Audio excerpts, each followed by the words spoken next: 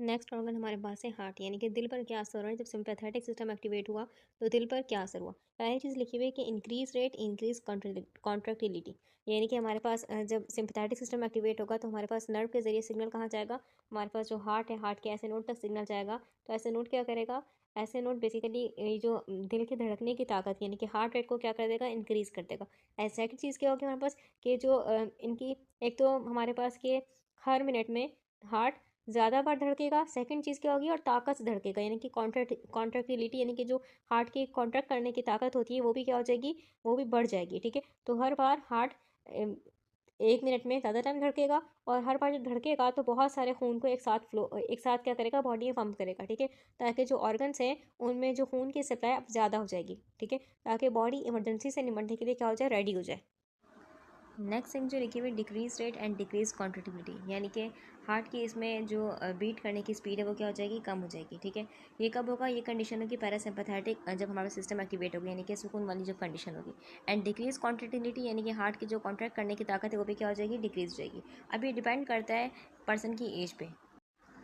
जैसे कि एक नॉर्मल इंसान है फॉर एग्जांपल, तो उसका जो हार्ट होगा उसकी बीट करने की स्पीड होगी 70 to 80 बीट्स पर मिनट, यानी कि हर मिनट में वो 70 to 80 टाइम बीट कर रहा होगा। लेकिन अगर हम बात करें उसको क्या हो गया, हमारे पास मॉडरेट किस्म का स्ट्रेस हो गया। ठीक है, अब मॉडरेट किस्म का स्ट्रेस, तो इसमें जो हार्ट की स्पीड होगी बीट करने की बढ़ जाएगी, 120 130 इस तरीके से हो सकती है। लेकिन अगर जो स्ट्रेस है वो स्ट्रेस की कंडीशन कैसी, सिवियर कंडीशन है, यानी कि स्ट्रेस शरीर किस्म का स्ट्रेस है, तो अब ये 220 बार भी बीट कर सकते हैं, 220 टू 20 टाइम बीट कर सकता है पर मिनट के हिसाब से। अब ये बात हम कैसे पता लगाएंगे कि हार्ट की कॉन्ट्रैक्टिलिटी क्या थी। तो इसके लिए एक फार्मूला होता है, इसको हम कहते हैं, यानी कि चीज़ होती है, उसको हम कहते हैं इजेक्शन फ्रैक्शन, यानी कि हार्ट ने कितना फीसद खून को बाहर निकाला। ठीक है, इसको हम क्या कहते हैं, इजेक्शन फ्रैक्शन। एक नॉर्मल इंसान का जो इजेक्शन फ्रैक्शन होता है, यानी कि हार्ट खून कितने फीसद बाहर निकालता है, तो तकरीबन हमारे पास 50 to 60% जो खून होता है हार्ट के अंदर उसको वो बाहर निकाल देता है। ठीक है, एक नॉर्मल इंसान में। लेकिन अगर हम बात करें सिंपैथेटिक सिस्टम क्या हो गया, पूरी तरह ताकत से पूरी तरह से एक्टिवेट हो गया। तकरीबन हमारे पास जो ये इजेक्शन फ्रैक्शन है 80 से 85% तक जा सकते हैं, यानी कि हार्ट के अंदर 80 से 85% खून क्या होगा, हार्ट बाहर पंप करेगा। ठीक है, लेकिन इससे क्या होगा हमारे पास, अब ये हार्ट इतनी ताकत से पंप कर रहा होगा कि आपको फील भी हो रहा होगा, ऐसा लग रहा होगा धक धक, जिसको हम कहेंगे पाल्पिटेशंस। ठीक है, यानी आपको आपकी धड़कन आपको साफ फील हो रही होगी, क्योंकि जो हार्ट होगा वो बहुत ताकत से पंप कर रहा होगा, और आपकी जो सीने की दीवार है बेसिकली, यानी कि जो चेस्ट रीजन है वहाँ पर जोर से लग रहा होगा। बिल्कुल स्टार्टिंग में ये कंडीशन तो फ़ायदे दे रही हुई है, यानी कि बहुत सारा खून निकल रहा है। ठीक है, हार्ट से शुरू में ये कंडीशन फ़ायदेमंद है। लेकिन अगर ये कंडीशन काफ़ी लंबे टाइम के लिए रहे, ठीक है, तो क्या होगा हमारे पास कि जो हार्ट होगा उसको फिल होने का वक्त ही नहीं मिल रहा कि एक और बीट शुरू हो गई, दोबारा से वक्त नहीं मिला, दोबारा एक और बीट शुरू हो गई, यानी कि अब हार्ट के अंदर फिलिंग प्रॉपर हो ही नहीं पा रही कि फ़ौरन से बीट शुरू हो रही है और हार्ट क्या कर रहा है, खून को पंप कर रहा है। तो इस तरीके से जो ऑर्गन्स है बॉडी की, उनकी डिमांड पूरी नहीं हो जाएगी, नहीं हो पाएगी। ठीक है, और हमारे पास यानी कि उनकी ऑक्सीजन की कमी हो जाएगी उनको, क्योंकि खून के जरिए उनको क्या मिल रही है, ऑक्सीजन मिल रही है। इस तरीके से अगर हम बात करें हार्ट के मसल्स को, उनकी हार्ट के अपनी मसल्स को क्या चाहिए होती है, ऑक्सीजन की काफ़ी डिमांड होती है, ऑक्सीजन की काफ़ी रिक्वायरमेंट होती है। लेकिन जब हमारे पास हार्ट खून को पंप, उसको बीट करने का, उसको उसको फिल होने का प्रॉपर वक्त ही नहीं मिल रहा, तो जो खून वो पंप कर रहा है वो कम पंप कर रहा है, यानी कि खून का प्रेशर क्या है, कम है। ठीक है, तो इसकी जो हार्ट की मसल्स हैं उनको भी क्या मिल रही है, कम ऑक्सीजन मिल रही है। तो इससे क्या हो जाएगा, यानी कि हार्ट पेन जिसको हम कहते हैं अंजाइना, यानी कि सीने में दर्द होना शुरू हो जाएगा, क्योंकि हार्ट के मसल्स को ऑक्सीजन नहीं पहुंच रही, हार्ट को ऑक्सीजन नहीं मिल रही। लेकिन अगर किसी का हार्ट रेट बगैर किसी वजह, यानी कि कोई सिंपैथेटिक कंडीशन नहीं, कोई फाइट एंड फ्लाइट कंडीशन नहीं, फिर भी हार्ट रेट बढ़ा हुआ है, तो उसको क्या देते हैं, बीटा ब्लॉकर्स देते हैं। बीटा ब्लॉकर्स क्या करता है, हार्ट पर से सिंपैथेटिक जो कंडीशन है उसको कम करते हैं, यानी कि हार्ट रेट को कम करेगा। नेक्स्ट ऑर्गन हमारे पास है किडनी। किडनी से हमारे पास रिनीन रिलीज होता है, किडनी, देखिए किडनी से क्या रिलीज हो रहा है, रिनीन रिलीज हो रहा है। रिनीन एक एंजाइम है या हार्मोन है। ठीक है, रिनीन को हम एक एंजाइम भी बोल सकते हैं और हार्मोन भी बोल सकते हैं। ये किडनी से कब रिलीज होगा, जब खून का प्रेशर कम होगा। असल में रेनिन जो है एक एंजाइम है, लेकिन ये हार्मोन की तरह बिहेव करता है।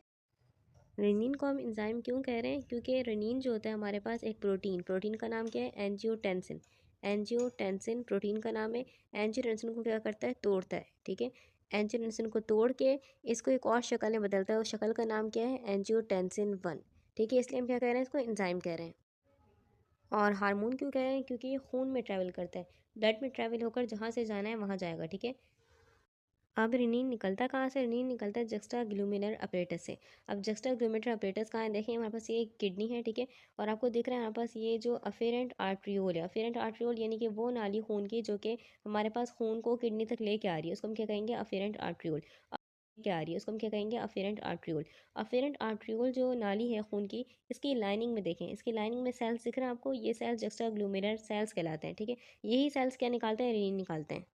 ये सेल्स 3 मेन कंडीशंस होती हैं, उनमें क्या करता है, उनको सेंस करेगा और क्या करेगा, रेनिन निकालेगा। पहली कंडीशन है ये जो सेल्स हैं ये लो ब्लड प्रेशर को किस तरीके से सेंस करते हैं। ये सेल्स जो होते हैं बेसिकली स्ट्रेच रिसेप्टर्स का काम करते हैं। जब खून में प्रेशर हाई होता है तो ये दीवारें जो होती हैं ये डायलेट हो जाएंगी, यानी कि खींचेंगी, जाहिर सी बात है जब खून का प्रेशर हाई होगा, ठीक है। और जब हमारे पास खून का प्रेशर कम होगा तो ये जो दीवारें होंगी ढीली पड़ जाएंगी। तो ये सेल्स क्या कर लेंगे, ये सेल्स इसको सेंस कर लेंगे कि जो खून का प्रेशर है कम है, ठीक है। और फिर क्या हो जाएगा हमारे पास, यानी कि ये जो सेल्स रेनिन निकालना स्टार्ट कर देंगे। दूसरी मेन कंडीशन हमारे पास है, ये सेल्स क्या करते हैं, ये सेल्स लो सोडियम को सेंस करते हैं, देन क्या करते हैं, देन हमारे पास ये क्या करेंगे, सेल्स रेनिन निकालना स्टार्ट कर देंगे। जब बॉडी में सोडियम का अमाउंट कम होगा तो हमारे पास बॉडी में पानी का अमाउंट भी कम होगा, क्योंकि सोडियम की एबिलिटी है क्या करता है, पानी को खींचता है। अब सोडियम क्या है, बॉडी में कम है, ठीक है। तो हमारे सेल्स ने सेंस किया, देन हम बस क्या होगा, रेनिन रिलीज होगा, और पूरा एक प्रोसेस चलता है, ठीक है। पूरा एक लंबा चौड़ा प्रोसेस होता है रेनिन के निकलने के बाद, और फिर आखिरकार उसके नतीजे में क्या होगा, हमारे पास के सोडियम जो होगा वो बॉडी में रुकना शुरू हो जाएगा। सोडियम बॉडी में रुकेगा तो हमारे पास क्या हो जाएगा, सोडियम पानी को खींचेगा, देन हमारे पास पानी बेसिकली आ जाएगा खून में। तो इस तरीके से क्या हो जाएगा, खून का वॉल्यूम बढ़ जाएगा। थर्ड कंडीशन हमारे पास है, जब हमारे पास फाइट एंड फ्लाइट कंडीशन, डर वाली कंडीशन ऑफ स्ट्रेस में बहुत, तो सिंपैथेटिक सिस्टम एक्टिवेट होगा, और सिंपैथेटिक सिस्टम से जो सिग्नल आएगा, जो नर्व आएंगे, ये इनकी जो नर्व एंडिंग होगी बेसिकली वो नॉरएपिनेफ्रिन रिलीज करेगी, ठीक है। हमारे पास जो ये सेल्स हैं जस्टर ग्लूमेरुलर सेल्स, ये जो अफेरेंट आर्ट्रियोल है, ठीक है, इनकी दीवारों पर क्या होते हैं, beta 1 receptors, beta 1 adrenergic receptors होते हैं, ठीक है। नॉरएपिनेफ्रिन क्या होगी, इस बीटा 1 रिसेप्टर पर लगेगी, देन क्या होगा, हमारे पास इन सेल्स से रेनिन निकलना स्टार्ट हो जाएगा। अच्छा, रेनिन जो होता है हमारे पास इन दीवारों में वेसिकल्स में, थैली, स्मॉल स्मॉल थैलियाँ होती हैं, उनमें स्टोर होता है रेनिन।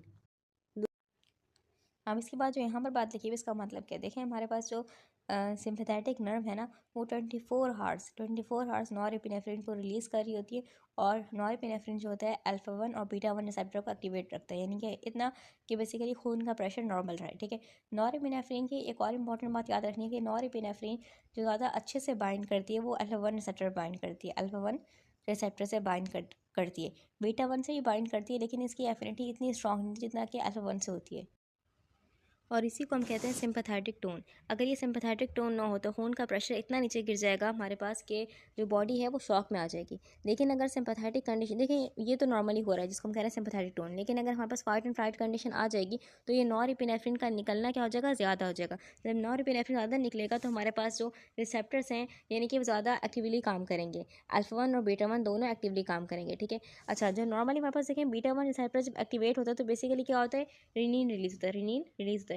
जबकि अल्फा 1 रिसेप्टर के एक्टिवेट होने से क्या होता है, खून की नालियाँ कॉन्स्ट्रिक्ट होती हैं, ठीक है, यानी कि अफेरेंट आर्ट्रियोल क्या हो रही है, कॉन्स्ट्रिक्ट हो रही है, ताकि जो किडनी की तरफ खून है वो कम से कम जाए, ठीक है। नॉर्मली भी कंडीशन हो रही है ताकि खून का प्रेशर नॉर्मल रहे।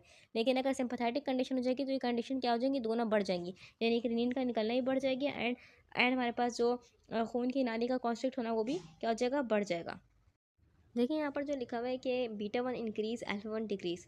बीटा 1 तो हम जानते हैं हमारे पास यहाँ पर आके लगेगा नॉरएपिनेफ्रिन, एंड हमारे पास रेनिन रिलीज होगा।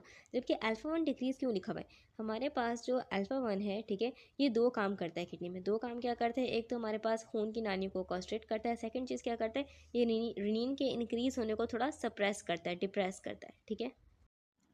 तो जब सिंपैथेटिक सिस्टम पूरी तरीके से एक्टिवेट होता है तो हमारे पास जो बीटा 1 रिसेप्टर जो कि कहाँ है, जक्स्ट्रा ग्लूमेरुलर सेल्स पे है, ठीक है। जक्स्ट्रा ग्लूमेरुलर सेल्स पर बीटा 1 रिसेप्टर है, नॉरएपिनेफ्रिन सिंपैथेटिक नर्व से नॉरएपिनेफ्रिन रिलीज होगा, और इसको क्या मिल जाएगा, बीटा 1 रिसेप्टर मिल जाएगा, और इनको क्या कर देगा, एक्टिवेट कर देगा, ठीक है। हमने कहा ये बीटा 1 और अल्फा 1 दोनों पे काम करते हैं, लेकिन काम करने की जो यानी एफिनिटी है बाइंड होने की वो ज़्यादा किससे अच्छी है, अल्फा 1 से। तो अल्फा 1 कहाँ होता है, हमारे पास नालियों पे होता है, ठीक है, ये रिसेप्टर कहाँ होता है, नालियों पे होता है, ठीक है। अब नॉरएपिनेफ्रिन इन नालियों पर भी लगेगा और क्या कर देगा, इसको भी एक्टिवेट कर देगा, ठीक है। अच्छा, अल्फा 1 रिसेप्टर का जो मेन काम है ना, मेन काम वो हमारे पास क्या है, नालियों को कॉन्स्ट्रिक्ट करना, इसकी साइड जॉब है। हम बोल सकते हैं एक हल्का सा फंक्शन है कि क्या करता है, रेनिन की बढ़ाने को डिप्रेस करता है, जिसने कहा रेनिन को सप्रेस करता है, ठीक है। तो वो साइड जॉब है इसकी। अब जब हमारे पास सिंपैथेटिक सिस्टम पूरी तरीके से एक्टिवेट हुआ तो अपना असल काम करेगा, अपनी साइड जॉब नहीं करेगा, यानी कि जो उसका असल काम होगा वो डोमिनेट होगा। असल काम क्या है, ये नालियों को कॉन्स्ट्रिक्ट करना। स्केलेटल मसल्स का बड़ा हिस्सा, यानी कि स्केलेटल मसल का हम डिवाइड करें 100% में से, तो इसका काफ़ी परसेंट हिस्सा हमारे पास हमारे पाँव वाले एरिया में, जो पाँव मसल्स हैं वो, और जो हाथों वाले एरिया में मसल्स हैं उनमें आता है, यानी कि यहाँ पर क्या है, ज़्यादा स्केलेटल मसल्स हैं। अब यहाँ पर थोड़ा क्रिटिकल कॉन्सेप्ट है और इम्पॉर्टेंट कॉन्सेप्ट है कि हमारे पास जो खून की नालियाँ होती है ना स्केलेटल मसल पे, ठीक है, तो बेसिकली यहाँ पर पैरासिम्पैथेटिक का कोई ताल्लुक नहीं है, सिर्फ और सिर्फ सिम्पैथेटिक नर्वस सिस्टम की ही बात करेंगे हम, ठीक है। फॉर एग्जाम्पल ये स्केलेटल मसल है हमारे पास, ठीक है, और इसमें क्या है, खून की नालियाँ, ठीक है। नॉर्मली भी क्या होता है, नॉर्मली जब कोई सिम्पैथेटिक कंडीशन है, कोई फाइट एंड फ्लाइट कंडीशन है, तब भी हमारे पास क्या होता है, इन तक जो नर्व आ रही होती है वो नर्व एंडिंग से क्या निकाल रही होती है, वो इपिनेफ्रिन, नॉर इपिनेफ्रिन निकाल रही होती है, नॉर इपिनेफ्रिन। और ये ज़रूरी होता है ताकि हमारे पास जो खून की नाली है वो हल्का हल्का कॉन्स्ट्रिक्ट रहे, ठीक है।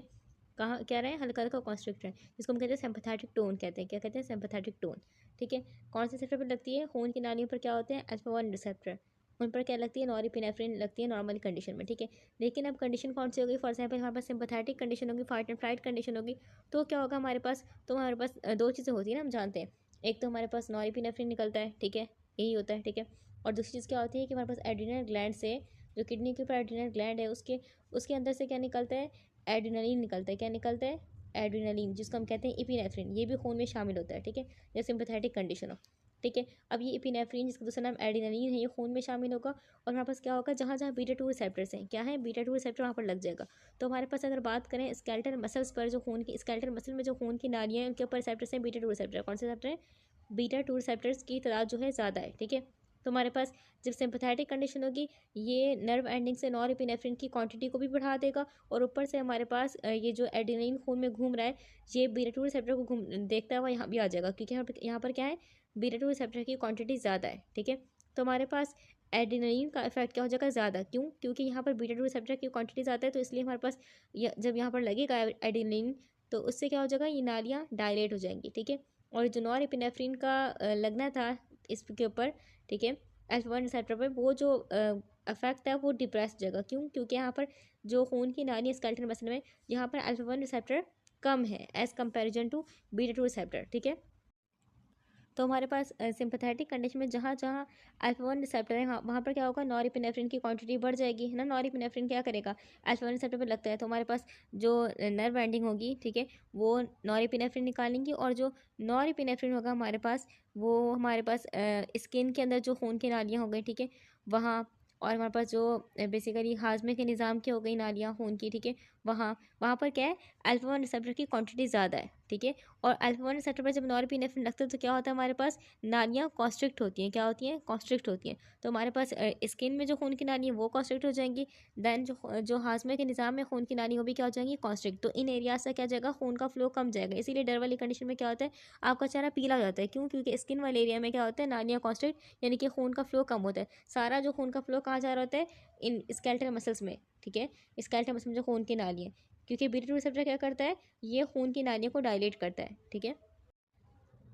अगली चीज़ यहाँ पर लिखी है, blood vessels, skin, mucus membrane and splanchnic area constriction.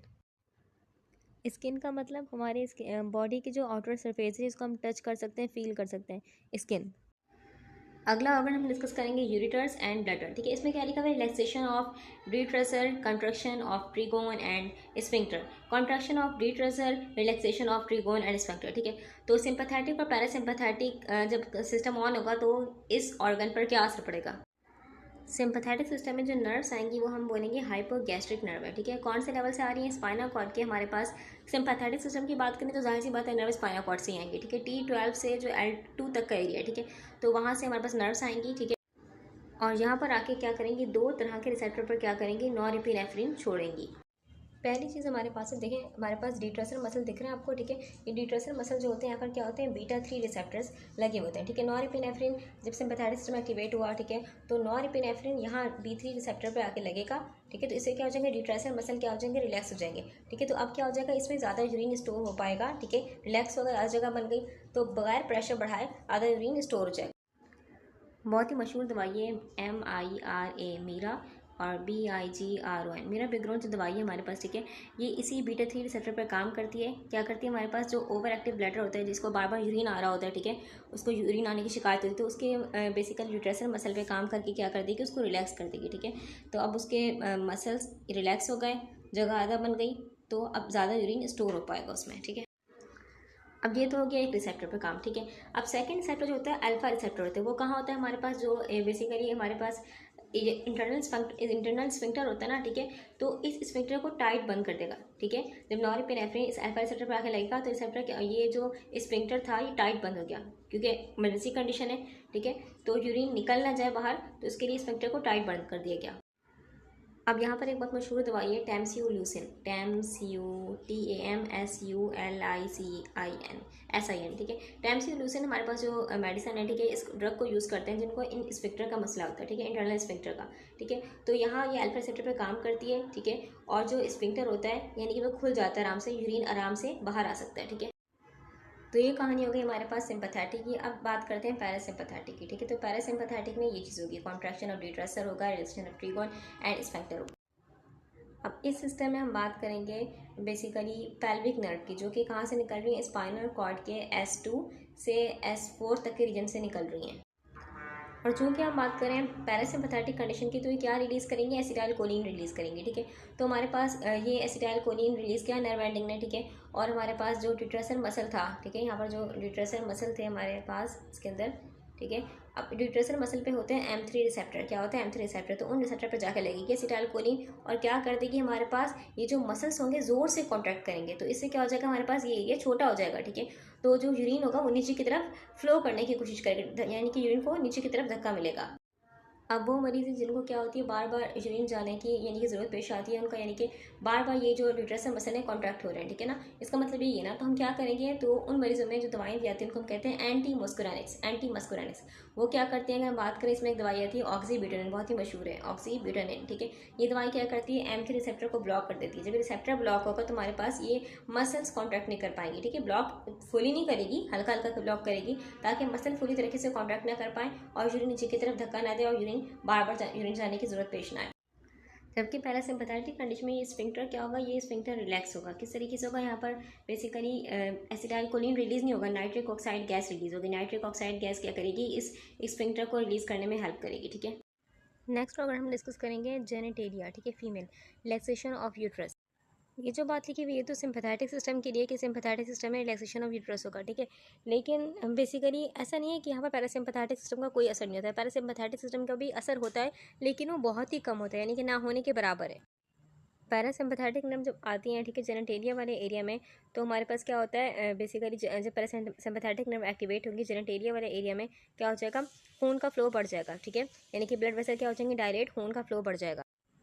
इस सिस्टम की वजह से यहाँ पर ग्लैंड होते हैं, ग्लैंड से म्यूकस सिक्रीट होगा और ये लुब्रिकेशन फराहम करेगा, ठीक है। ये तो पैरासिम्पैथेटिक का बेसिकली हम बात कर रहे थे, ठीक है।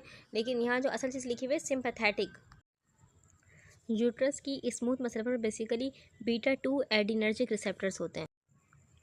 जब एडिनालिन यानी कि इपिनेफ्रीन, ठीक है, जब हमारे पास बीटा 2 रिसेप्टर पर लगेगा, यूट्रस की वॉल की स्मूथ मसल की जो रिसेप्टर है यहाँ लगेगा, तो क्या हो जाएगा, यूट्रस की जो वॉल्स हैं स्मूथ हो जाएंगी, यानी कि बेसिकली स्मूथ नहीं बनेंगे, रिलैक्स हो जाएंगी, सॉरी।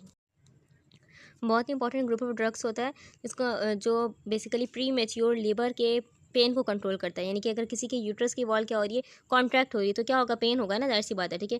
तो उस पेन को कंट्रोल करने के लिए क्या करते हैं, बीटा 2 एगोनिस्ट ड्रग होती है, यानी कि बिल्कुल बीटा 2 रिसेप्टर जो है उस पर आके लगेंगी और वही काम करेंगे जो कि बीटा 2 रिसेप्टर पर लगने से आके इपिनेफ्रीन कर रहा है, क्या कर रहा है, यूट्रस की वॉल को रिलैक्स कर रहा है, ठीक है। जब रिलैक्स करेगा तो पेन क्या होगा, पेन कम होगा, पेन रिड्यूस होगा।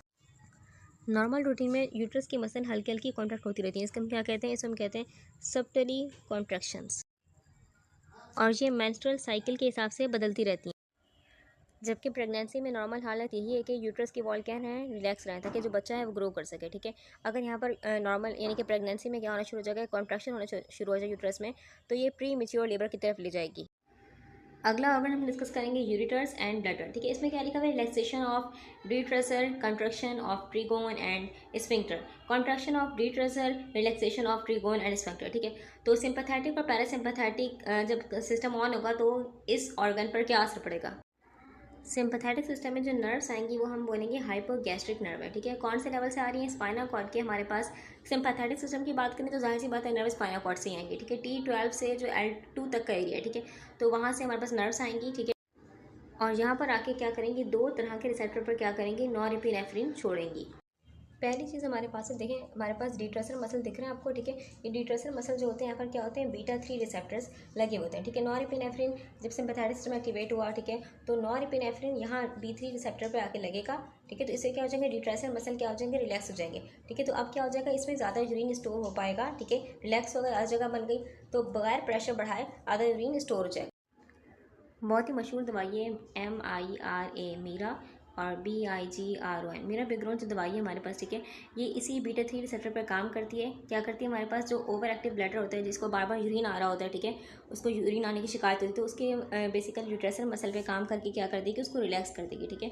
तो अब उसके मसल्स रिलैक्स हो गए, जगह आधा बन गई, तो अब ज़्यादा यूरिन स्टोर हो पाएगा उसमें, ठीक है। अब ये तो हो गया एक रिसेप्टर पे काम, ठीक है। अब सेकंड रिसेप्टर जो होता है अल्फा रिसेप्टर होता है, वो कहाँ होता है हमारे पास, जो बेसिकली हमारे पास इंटरनल स्फिंक्टर होता है ना, ठीक है। तो इस स्फिंक्टर को टाइट बंद कर देगा, ठीक है। जब नॉरएपिनेफ्रिन इस अल्फा रिसेप्टर पर आके लगेगा, तो रिसेप्टर ये जो स्फिंक्टर था ये टाइट बंद हो गया, क्योंकि इमरजेंसी कंडीशन है, ठीक है। तो यूरिन निकल ना जाए बाहर, तो इसके लिए स्फिंक्टर को टाइट बंद कर दिया गया। अब यहाँ पर एक बहुत मशहूर दवाई है टैमस्यूलूसिन, TAMSULICIN, ठीक है। टैमस्यूलूसिन हमारे पास जो मेडिसिन है, ठीक है, इस ड्रग को यूज़ करते हैं जिनको इन स्फिंक्टर का मसला होता है, ठीक है, इंटरनल स्फिंक्टर का, ठीक है। तो यहाँ ये अल्फा रिसेप्टर पे काम करती है, ठीक है, और जो स्फिंक्टर होता है यानी कि वो खुल जाता है आराम से, यूरिन आराम से बाहर आ सकता है, ठीक है। तो ये कहानी हो गई हमारे पास सिंपैथेटिक की। अब बात करते हैं पैरासिम्पैथेटिक की, ठीक है। तो पैरासिम्पैथेटिक में ये चीज़ होगी, कॉन्ट्रैक्शन ऑफ डिट्रेसर होगा, relaxation of trigone and sphincter होगा।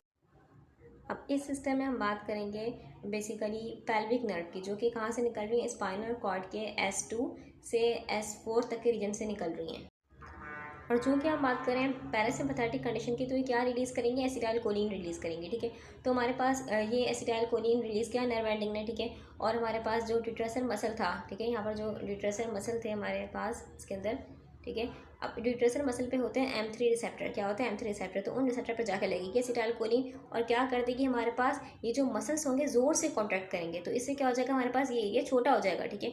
तो जो यूरिन होगा वो नीचे की तरफ फ्लो करने की कोशिश करेगा, यानी कि यूरिन को नीचे की तरफ धक्का मिलेगा। अब वो मरीज़ जिनको क्या होती है, बार बार यूरिन जाने की यानी कि ज़रूरत पेश आती है उनका, यानी कि बार बार ये जो डिट्रेसर मसल है कॉन्ट्रैक्ट हो रहे हैं, ठीक है ना। इसका मतलब ये है ना, तो हम क्या करेंगे, तो उन मरीजों में जो दवाएं दी जाती हैं उनको हम कहते हैं एंटी मस्कुरानिक्स। वो क्या करते हैं, अगर हम बात करें, इसमें एक दवाई आती है ऑक्सीब्यूटानिन, बहुत ही मशहूर है ऑक्सीब्यूटानिन, ठीक है। ये दवाई क्या करती है, M3 रिसेप्टर को ब्लॉक कर देती है। जब रिसेप्टर ब्लॉक होगा तो हमारे पास ये मसल्स कॉन्ट्रैक्ट नहीं कर पाएंगी, ठीक है। ब्लॉक फुली नहीं करेगी, हल्का हल्का ब्लॉक करेगी, ताकि मसल पूरी तरीके से कॉन्ट्रैक्ट ना कर पाए और यूरिन नीचे की तरफ धक्का ना दे और यूरिन बार बार यूरिन जाने की जरूरत पेश ना आए। जबकि पैरासिम्पैथेटिक कंडीशन में ये स्फिंक्टर क्या होगा, ये स्फिंक्टर रिलैक्स होगा। किस तरीके से होगा, यहाँ पर बेसिकली एसिटाइलकोलिन रिलीज नहीं होगा, नाइट्रिक ऑक्साइड गैस रिलीज होगी। नाइट्रिक ऑक्साइड गैस क्या करेगी, इस स्फिंक्टर को रिलीज करने में हेल्प करेगी, ठीक है। Next organ we have to discuss genitalia male, stimulation of ejaculation, stimulation of erection. अब यहाँ पर हमारे पास 3 सिस्टम मिलके काम कर रहे होते हैं, ठीक है। एक सिंपैथेटिक यानी कि सिंपैथेटिक और पैरासिम्पैथेटिक, ये दोनों किसके अंडर आते हैं, ऑटोनॉमिक नर्वस सिस्टम के अंडर, ठीक है। और सोमैटिक नर्वस सिस्टम, और हमारे पास ब्रेन एंड हमारे पास एंडोक्राइन सिस्टम, यानी कि ये सब सिस्टम मिलके काम करेंगे तब ये चीज़ होगी। जब ब्रेन से सिग्नल आएगा, ब्रेन सिग्नल आया, ब्रेन सिग्नल कहाँ गया, स्पाइनल कॉर्ड में। स्पाइनल कॉर्ड का सैक्रल रीजन कौन सा है, S2 से S4 तक, यानी कि यहाँ से नर्व्स निकलेंगी और डायरेक्ट हमारे पास यहाँ तक जाएंगी, और क्या हो जाएगा, जो खून की नाली यहाँ पर होंगी वो क्या हो जाएंगी, डायलेट हो जाएंगी, डायलेशन हो जाएगी। अब ये कौन सी कंडीशन में हो रहा है, पैरासिम्पैथेटिक कंडीशन में हो रहा है। पैरासिम्पैथेटिक सिस्टम के अंदर वैसे ही बहुत सारे काम है, यानी कि जैसे कि फूड का डाइजेस्ट करना हमारे पास, ठीक है, और इस तरीके से हमारे पास इरेक्शन हो गया। लेकिन ये सब काम पैरासिम्पैथेटिक सिस्टम में एक साथ अपनी फुल पावर के साथ ऑन नहीं होंगे, ठीक है, जब तक कि कोई स्टिमुलस न मिले। अब यहाँ पर इरेक्शन के लिए दिमाग को एक स्पेसिफिक स्टिमुलस चाहिए, ठीक है, चाहे वो फिर वो साइकोलॉजिकल उससे आए या फिर फिजिकल टच से आए। जब तक कि वो स्पेसिफिक स्टिमुलस दिमाग तक रिसीव नहीं होगा, दिमाग सिग्नल नहीं भेजेगा आगे नर्व से, ठीक है। और फिर आगे जो नर्व्स होंगे हमारे पास, यानी कि स्पाइनल कॉर्ड S2 से S4 तक सिग्नल, जो ये यानी कि S2 वाला सैक्रल और सैक्रल रीजन है S2 से S4 तक, ये नर्व के जरिए सिग्नल लेके नहीं जाएंगी। लेकिन नॉर्मली क्या होता है, यहाँ पर खून की नाली यानी कि ब्लड वेसल्स होंगी, वो हल्की हल्की कॉन्स्ट्रिक्ट करती हैं, ताकि जो खून का फ्लो है वो सही तरीके से फ्लो कर सके, यानी कि ब्लड फ्लो सही तरीके से हो, ठीक है, जिसको हम कहते हैं बेजल वेजो कॉन्स्ट्रिक्टेड टोन, ठीक है। लेकिन जब पैरासिम्पैथेटिक सिस्टम फुल पावर के साथ ऑन होगा, तो हमारे पास नर्व एंडिंग से 2 चीज़ें निकलेंगी। एक निकलेगा हमारे पास एसिटाइलकोलिन, एंड दूसरा निकलेगी चीज़ वो होगी नाइट्रिक ऑक्साइड गैस। अभी जो पोस्ट गैंग्लियोनिक नर्व से हमारे पास क्या निकल रही है, नाइट्रिक ऑक्साइड गैस निकल रही है। ये कहाँ जाएगी, जो खून की नाली यानी कि ब्लड वेसल है वहाँ पर जाएगी, और वहाँ के जो स्मूथ मसल्स हैं यानी कि उन पर ट्रिगर करेगी और क्या करेगी, वैसो डायलेशन कॉज करेगी। जबकि जो एसिटाइल कोलिन होगी हमारे पास इन नालियों की दीवारों में यानी कि एंडोथीलियम पर रिसेप्टर होते हैं, वहाँ पर जाके लगेगी। वहाँ पर जाके लगेगी तब उसके नतीजे में क्या होगा कि मजीद नाइट्रिक ऑक्साइड गैस रिलीज होगी। जब मजीद नाइट्रिक ऑक्साइड गैस रिलीज होगी तो क्या हो जाएगी, हमारे पास मजीद वैसोडाइलेशन होगी। अब ये जो नर्व जो आ रही है डायरेक्ट, ठीक है, इसको हम क्या कहेंगे, बेसिकली जो पोस्ट गैंग्लियोनिक नर्व है ना, तो इसको हम non adrenergic non cholinergic nerve भी कह सकते हैं। क्यों, क्योंकि ये ना ही एडिनरीन निकाल रही है, ना ही इपिनेफ्रिन निकाल रही है, ना ही नॉर एपिनेफ्रिन निकाल रही है। ये एसिटाइल कोलिन और हमारे पास क्या निकाल रही है, नाइट्रिक ऑक्साइड गैस निकाल। अब अगला पॉइंट है जो वो बहुत ही इंपॉर्टेंट है। देखिए हमारे पास हमने जो पैरासिम्पैथेटिक था उसको खुद हमने स्टिमुलेट किया, ठीक है, साइकोलॉजिकली फिजिकल टेस्ट से, ठीक है। उसके बाद क्या होगा, हमारे पास जो ब्रेन होगा हमारा, वो ब्रेन क्या कर देगा, अब कंडीशन को सिंपैथेटिक की तरफ शिफ्ट कर देगा, ठीक है।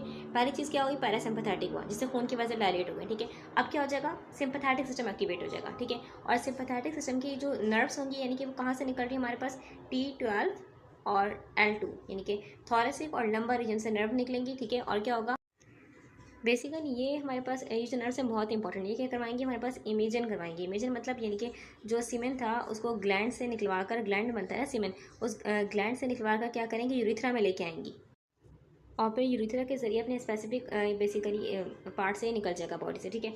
यहाँ पर एक इंपॉर्टेंट कॉन्सेप्ट है कि हमारे पास जब सिंपैथेटिक नर्व्स ट्रिगर होंगी तो जो ब्लैडर की हमारे पास बेसिकली जो स्फिंक्टर है वो बिल्कुल टाइटली बंद हो जाएगा, ठीक है, ताकि हमारे पास जो सीमेन है वहाँ तक ना जाए, ठीक है, इसमें इस हिस्से में ना जाए, क्योंकि यहाँ पर क्या है, यूरिन है।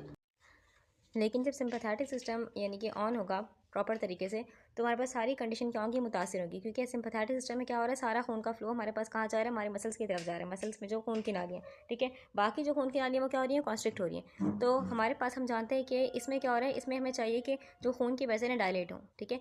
सिंपैथेटिक में खून का प्रेशर भले ही बढ़ जाए लेकिन ये खून की नालियाँ डायलेट नहीं हो पाएंगी, ठीक है। दैट्स वाई हमारे पास ये परफॉर्मेंस जो होगी मुतासिर होगी।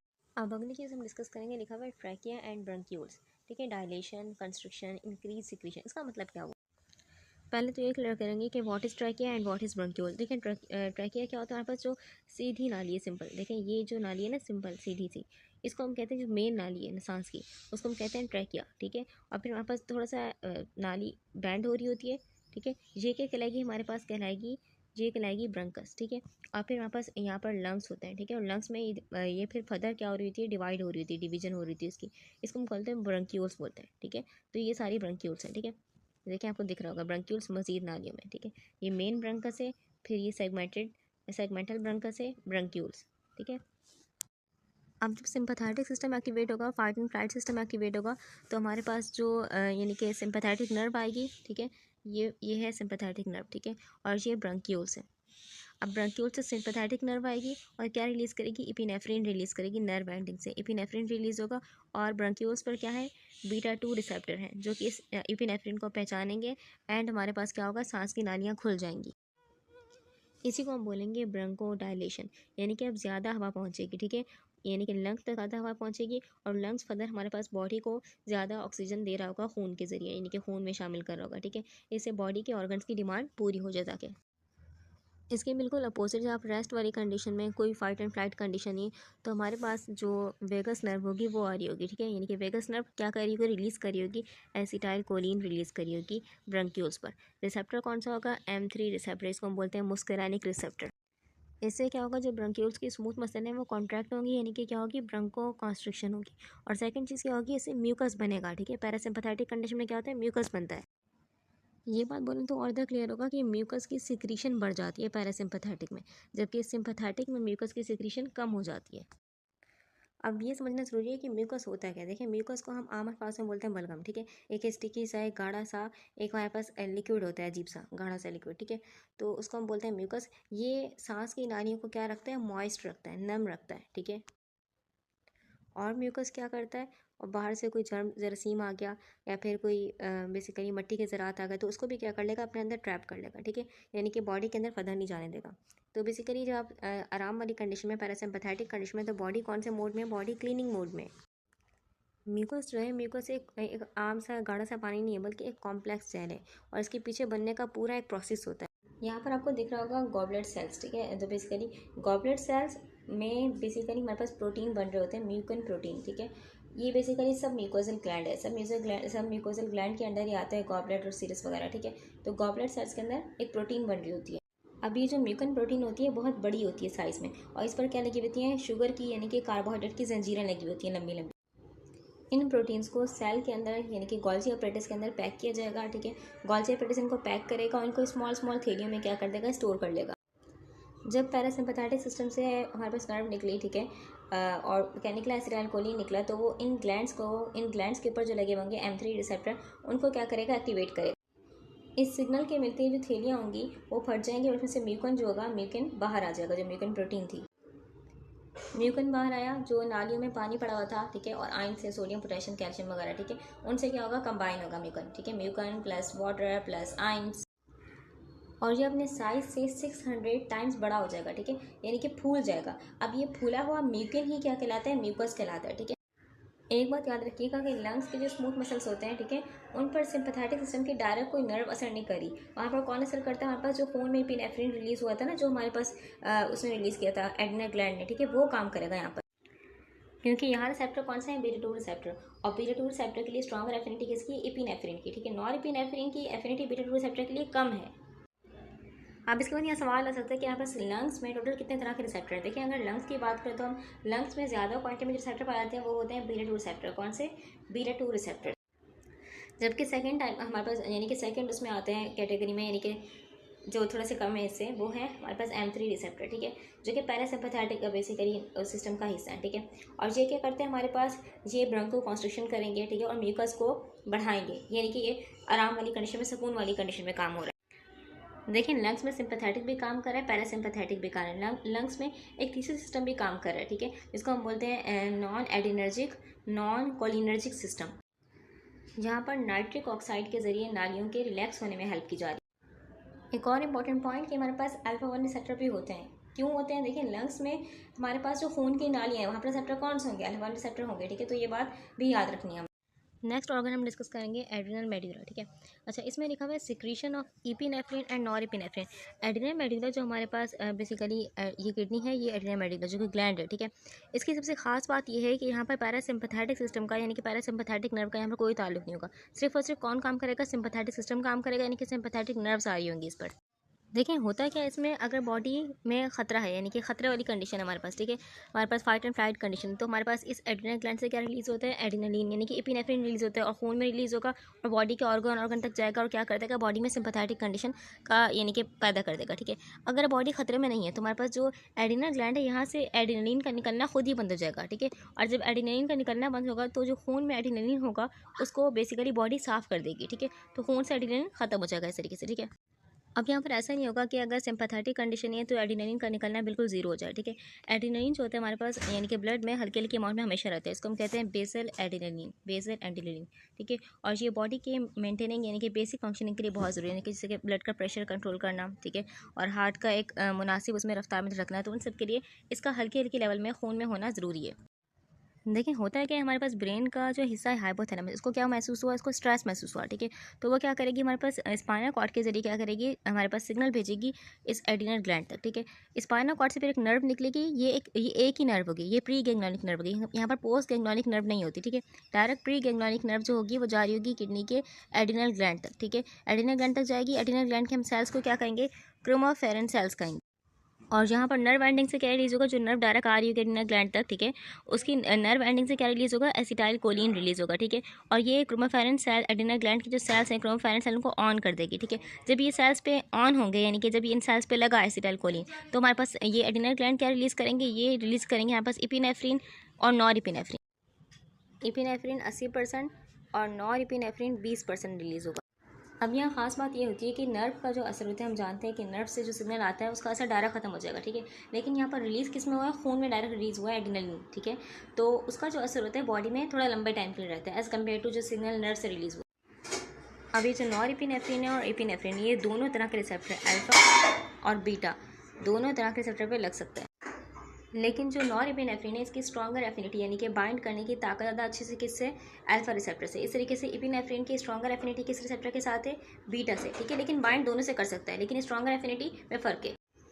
एक और बात बहुत ही इंपॉर्टेंट है कि नॉरएपिनेफ्रिन और एपिनेफ्रिन भले ही खून में रिलीज होंगे, यानी कि खून के जरिए बॉडी के हर पार्ट तक जाएंगे, लेकिन सिर्फ वहीं लगेंगे जहाँ पर इनके रिसेप्टर्स होंगे। रिसेप्टर कौन से? अल्फा और बीटा रिसेप्टर्स होंगे। ठीक है, देखिए एंटीना मेडिकला जो है एपिनेफ्रिन बना रही है, नॉरएपिनेफ्रिन बना रही है। ठीक है, तो बेसिकली इन दोनों को मिला के हम क्या कहते हैं? कैटाकोल अमीन कहते हैं। क्या कहते हैं? कैटाकोल अमीन। ठीक है, अब ये हमारे पास जो कैटाकोल अमीन है, दोनों एपिनेफ्रिन नॉरएपिनेफ्रिन को मिला के कैटाकोल अमीन कह रहे हैं। इन दोनों का जो रॉ मटेरियल, इनकी शुरुआत कहाँ से हो रही है? इनकी शुरुआत हो रही है टायरोसिन नाम के अमाइनो एसिड से। कहाँ से बन रहे हैं? टायरोसिन नाम के अमाइनो एसिड। पहले टायरोसिन यानी कि रॉ मटेरियल आया। ठीक है, फिर हमारे पास टायरोसिन से क्या बनेगा? डोपामीन बनेगा, डोपामीन। फिर डोपामीन फिर डोपामीन पे फर्दर काम और बन जाएगा नॉरएपिनेफ्रिन। ठीक है, फिर नॉरएपिनेफ्रिन में फर्दर काम होगा और क्या बन जाएगा? यानी कि इस पे नॉरएपिनेफ्रिन बनने के बाद एक एंजाइम होगा, एंजाइम काम करेगा, PNMT एंजाइम का नाम है। ठीक है, अब ये एंजाइम क्या करेगा? एपिनेफ्रिन में कन्वर्ट कर देगा नॉरएपिनेफ्रिन को, phenyl ethanol amine and methyl transferase. अब क्योंकि ये एंजाइम एडिना मेडिना में ज़्यादा क्वांटिटी में पाया जाता है, इसलिए हमारे पास जो 80% चीज़ बनती है वो क्या बनती है? एपिनेफ्रिन बनती है। ठीक है, और 20% ही चीज़ क्या बनती है? नॉरएपिनेफ्रिन। अब अगली बात हम डिस्कस करेंगे सलाइवरी ग्लैंड, यानी कि थूक वाले जो ग्लैंड्स है। ठीक है, thick viscous secretion, copious watery secretion. ठीक है, तो क्या मतलब हो? देखिए हमारे पास जो सलाइवरी ग्लैंड है, यहाँ पर भी रिसेप्टर कौन से हैं? मस्कुलानिक रिसेप्टर्स हैं, यानी कि M3 रिसेप्टर हैं। ठीक है, तो हमारे पास सिंपैथेटिक कंडीशन में क्या होगा? थिक विस्कस सिक्रीशन होगी।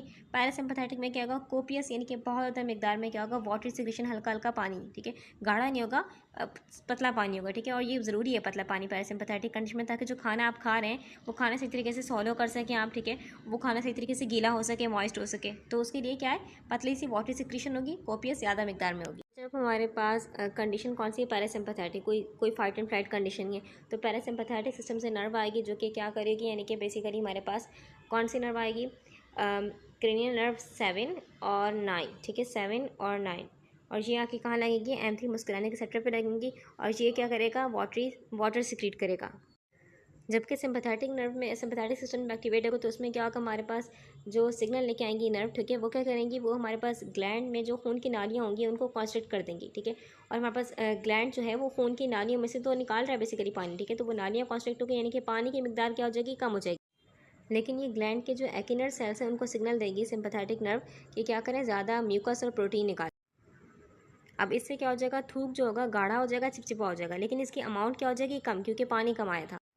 अब क्योंकि हम बात करें सिंपैथेटिक सिस्टम की, ठीक है, तो यहाँ पर रिसेप्टर कौन से होंगे? अल्फा बीटा रिसेप्टर दोनों होते हैं। ठीक है, लैक्रिमल ग्लैंड्स पे, सलाइवरी ग्लैंड पे, सॉरी। ठीक है, तो हमारे पास यहाँ पर जब अल्फा बीटा रिसेप्टर दोनों हैं तो यहाँ पर एपिनेफ्रिन भी काम करेगा, नॉरएपिनेफ्रिन भी काम करेगा। ठीक है, तो बेसिकली हमारे पास पानी की कमी थी। ठीक है, अब हमारे पास सिंपैथेटिक कंडीशन में, तो सिंपैथेटिक कंडीशन है तो मुंह बिल्कुल ड्राई ना हो जाए, यानी कि ड्राइनेस से बचाने के लिए क्या है? अब हमारे पास वाटरी फ्लूइड तो है मुंह में, लेकिन वो गाढ़ा है, कम अमाउंट में कम है और चिपचिपा सा है। लैक्रिमल ग्लैंड जो कि आंसू को प्रोड्यूस करते हैं। ठीक है, आँख के कोने में होते हैं। यहाँ पर देखें तो आपको दिखेगा कि बेसिकली यहाँ पर देखें ब्लू कलर से लिखा हुआ है, तो बेसिकली जो ब्लू कलर से वो क्या शो कर रहा है? पैरासिम्पैथेटिक। तो यहाँ पैरासिम्पैथेटिक का रोल क्या होता है? ज़्यादा होता है। ठीक है, as compare to sympathetic. Parasympathetic nerve जो आ रही है सिग्नल लेके लैक्रिमल ग्लैंड के पास, वो है क्रेनियल नर्व 7, जिसको हम फेशियल नर्व भी कहते हैं।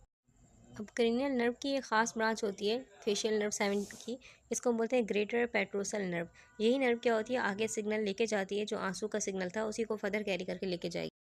अब ये ग्रेटर पेट्रोसल नर्व जो कि क्रेनियल नर्व का ही मैसेज कैरी करके लेके जा रही थी, ये एक जगह रुकेगी। ठीक है, उस गैंग्लिया को हम क्या कहेंगे? उस गैंग्लिया को हम कहेंगे प्री पैलेटाइन गैंग्लिया। अब इसके बाद पोस्ट गैंग्लियोनिक नर्व निकलेगी जो कि प्री पैलेटाइन गैंग्लिया से निकलेगी, और ये डायरेक्ट जाएगी लैक्रिमल ग्लैंड तक। अब इन पोस्ट गैंग्लियोनिक नर्व जो एंडिंग होगी, इससे क्या रिलीज होगा? एसिटाइल कोलिन रिलीज होगा। लैक्रिमल ग्लैंड के ऊपर होता है रिसेप्टर M3 मुस्कुरानिक रिसेप्टर। ठीक है, तो जो एसिटाइल कोलिन होगा इसी M3 रिसेप्टर मुस्कुरानिक रिसेप्टर पर लगेगा, तो उसके बाद क्या होगा? हमारे पास लैक्रिमल ग्लैंड में जो कैल्शियम होगा, यानी कि कैल्शियम अंदर आना शुरू हो जाएगा। कैल्शियम अंदर आएगा तो ये क्या होगा? जब कैल्शियम अंदर आएगा तो वाटरी जो फ्लूइड होगा उसकी सिक्रीशन बढ़ जाएगी। अब ये जो वाटरी फ्लूइड है बहुत ही अहम है, सिर्फ आंसू के लिए बनाने के लिए नहीं है। ठीक है, इससे आंखें भी क्या रहेंगी? मॉइस्ट रहेंगी। फार्माकोलॉजी में अगर हम बात करें, अगर हम एट्रोपिन ड्रग दें तो एट्रोपिन ड्रग से क्या होगा? हमारे पास जो ये M3 मुस्कुरानिक रिसेप्टर थे, ठीक है, तो ये इसको ब्लॉक कर देंगे। जब हमारे पास M3 रिसेप्टर ब्लॉक हो गए लैक्रिमल ग्लैंड के, तो कैल्शियम अंदर नहीं आएगा। जब कैल्शियम अंदर नहीं बढ़ेगा तो वाटरी फ्लूइड नहीं बन पाएगा। वाटरी फ्लूइड नहीं बन पाएगा तो वाटरी फ्लूइड सिक्रेट नहीं हो पाएगा। ठीक है, तो इससे क्या हो जाएंगी? ड्राई आइज की शिकायत होती है एट्रोपिन के इस्तेमाल से। लैक्रिमल ग्लैंड से जो आंसू निकल रहे हैं, जो वाटरी फ्लूइड निकल रहा है, ठीक है, वो बहुत काम की चीज़ है। हमारी आंखों को ड्राई होने से बचा रहा है, ठीक है। हमारी आंखों के ऊपर क्या होती है, एक हल्की सी पानी की लेयर होती है, हम जानते हैं 24 घंटे ऐसा ही होता है ना। लैक्रिमल ग्लैंड से यानी कि हल्की हल्की सिक्रीशन हो रही होती है 24 घंटे, ठीक है। तो ये बेसिकली क्या करता है, ऑक्सीजन की फरहमी का जरिया भी है, ठीक है। किस तरीके से हमारे पास जो ये आँखें हैं, ठीक है, उसका जो आगे का यानी कि पार्ट है, ठीक है, यहाँ पर कोई खून की वेसल नहीं है, खून की नाली नहीं है, ठीक है। तो यहाँ पर किस तरीके से ऑक्सीजन मिलेगी, तो इसका रीज़न हमारे पास ये है कि जो लैक्रिमल ग्लैंड से फ्लूइड निकलेगा वो इस फ्लूइड की एक बारीक सी लेयर बन जाएगी। इसको हम बोलेंगे टेयर फिल्म। क्या बोलेंगे, टेयर फिल्म, यानी कि आंसू की एक तह बन गई, ठीक है।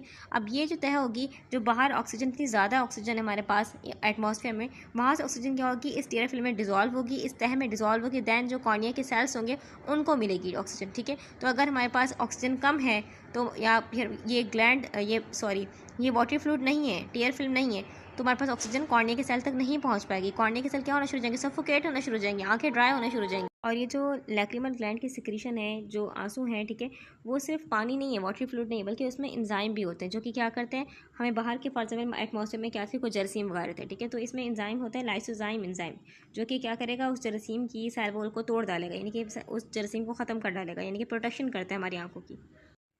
और आँख की सफाई में बहुत अहम किरदार अदा करते हैं। जैसे कि फॉर एग्जाम्पल आप हर बार हर सेकंड में क्या करते हैं, जब पलक झपकते हैं, ठीक है, तो हमारे जो ये जो वाटरी फ्लूइड था, जिसकी लेयर थी वाटरी फ्लूइड की, ठीक है, आंसू की लेयर थी, ये क्या हो जाएगी हमारे पास, अगर उसमें कोई डस्ट वगैरह होगी तो वो नीचे की तरफ जाएगी, ठीक है। जो पानी है ज़ाहिर सी बात है नीचे की तरफ जा रहा है, यानी कि जब पलक झपक रहे हैं, ठीक है, तो अगर कोई डस्ट वगैरह कोई होगी तो वो हमारे पास इस पुंगटा में, ठीक है, इस ये जो देखिए नालियाँ, ठीक है, यहाँ जाएगी एंड देन हमारे पास नोज़ के रास्ते नोज़ में चली जाएगी, ठीक है। और एक और बहुत इंपॉर्टेंट काम है कि ये लुब्रिकेशन फराम करे। अगर ये वाटरी फ्लूइड नहीं होता फॉर एग्जांपल, तो आप पलक झपकते हैं तो आपकी आंखें क्या खाती हैं, रगड़ रगड़ खाती हैं। ये इस जो पलकें के झपकने से क्या होती है, फ्रिक्शन पैदा होती है, ठीक है। तो उस फ्रिक्शन से बचा रहा है हमें ये आंसू। और ये बात याद रखिए कि जो हमारे पास बेसिकली आंसू की लेयर होती है ना आंखों पे, जो टीयर फिल्म होती है, ठीक है, वो सिर्फ अकेली वाहिद नहीं होगी, सिर्फ वाटरी फ्लूइड नहीं होगी, बेसिकली वो 3 लेयर से मिलकर बनी हुई थी। पहली लेयर जो सबसे नीचे होगी, जो कॉर्निया के साथ अटैच्ड होगी, वो लेयर होती है म्यूकस लेयर, ठीक है, यानी कि गाढ़ी सी लेयर होगी। वो क्या करती है, इन लेयर को चिपका के रखती है, ठीक है। पहली लेयर क्या होगी, म्यूकस, जो अंदर की तरफ है, ठीक है। इसके बाद सेकंड होगी हमारे पास वाटरी लेयर, जो जिसमें ऑक्सीजन है, जिसमें न्यूट्रेंट है, यानी कि जो लैक्रिमल ग्लैंड से वाटरी फ्लूइड रिलीज हुआ है, ठीक है। एंड थर्ड सबसे ऊपर लेयर होगी ऑयली लेयर, ठीक है। वो क्या करेगी, ऑयल लेयर के जो पानी हल्की सी फिल्म है ना, पानी की हल्की सी तह है, ठीक है, उस तह को उड़ ना जाए, उस तह को उड़ाने से बचाने के लिए क्या है, ऑयली लेयर है, ठीक है। अच्छा, तो हमारे पास जब सुकून वाली कंडीशन में तो क्या हो रहा है, हमारे पास लैक्रिमल ग्लैंड अच्छे से काम कर रहा है, ठीक है, और स्टिमुलेशन ऑफ टीयर्स हो रही है, ठीक है, यानी कि पानी हल्का हल्का रिलीज हो रहा है, हमारी आंखें क्या है, बिल्कुल मॉइस्ट है, ठीक है। लेकिन अगर कंडीशन कैसी होगी, सिंपैथेटिक कंडीशन होगी, तो क्या होगा, सोचें, आपको सोचें, हमारे पास क्या हो जाएगा कि जो आंखें हैं वो ड्राई हो जाएंगी ना, यानी कि उनका जो लैक्रिमल ग्लैंड जो फ्लूइड सिक्रीट कर रहा था वो कम हो जाएगा,